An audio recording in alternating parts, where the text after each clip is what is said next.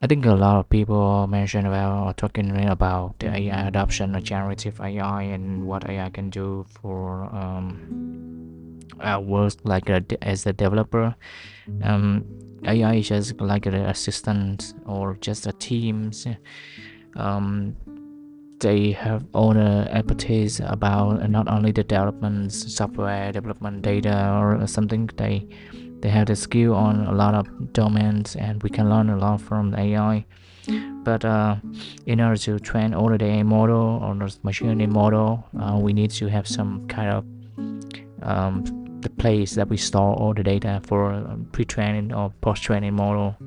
That's why I just want to emphasize what we need to talk about before we talking about the AI. It's not right or wrong. That's my perspective at this moment, but maybe change in a few months later or a few years because the AI is still in developing and still growing, and also belong with that AI adoptions and data warehousing and data lake houses would be um, the topic that we should focus on right now. I just want to mention that without data is nothing because the data, is a mandatory components element for all the machine learning training or all the training machine learning model, create any um, interest machine model or create any generative AI. That makes sense, right? That's why we should focus on the data, also the data engineering or data warehousing like ours, and we need to have the basically just have the basic concept of the what the data engineering and how we create and how we store in the optimal ways of the during the data processing or data loading storage.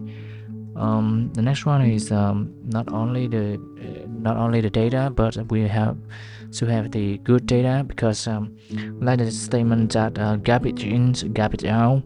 If you train your data is just massive, not shorting any data like you split in separately the good data beside the bad data. You cannot train the bad what is bad data sample and what is the bad good data sample, and there are a lot of confusions for your machine model, and also with the good data in productions, I can say you can make any better insights and or the actionable with the good data. So that's why we emphasize the good data during development or the data engineering pipeline, like the data quality, data discrepancy, data reconciliations. That all kind of process need to be focused on during we implement the data warehouse and data pipeline before we mention any about the AI adoption or generative AI.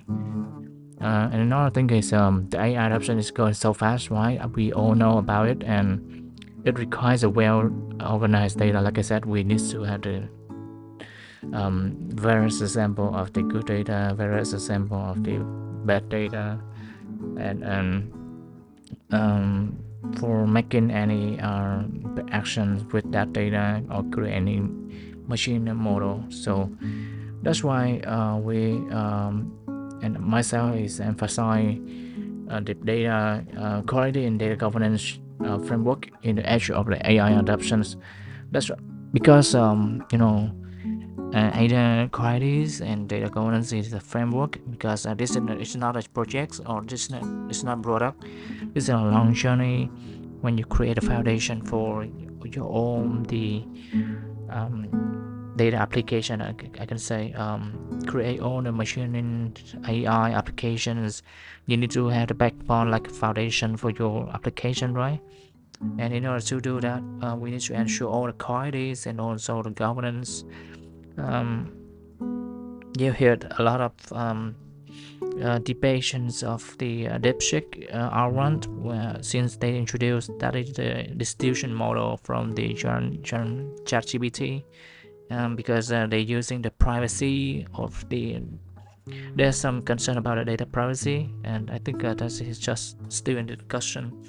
And all the companies they want to collect the user prompts data and try to improve the model, how the behavior of the user, and how the data we input into the model, like a free model, because you can know, obviously, ChatGPT or OpenAI, any Gemini, Google, they collecting data if you're using the open source or just free model. And if you use it for the version of education or enterprise, they guarantee that they don't ingest or use your data for all the kind of trainings, but there is a guarantee from the providers.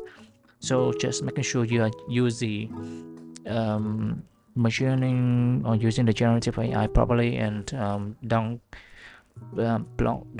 put any code or any confidential document from your companies or organization into the ChatGPT or Gemini or anything like generative AI applications. So just make sure that.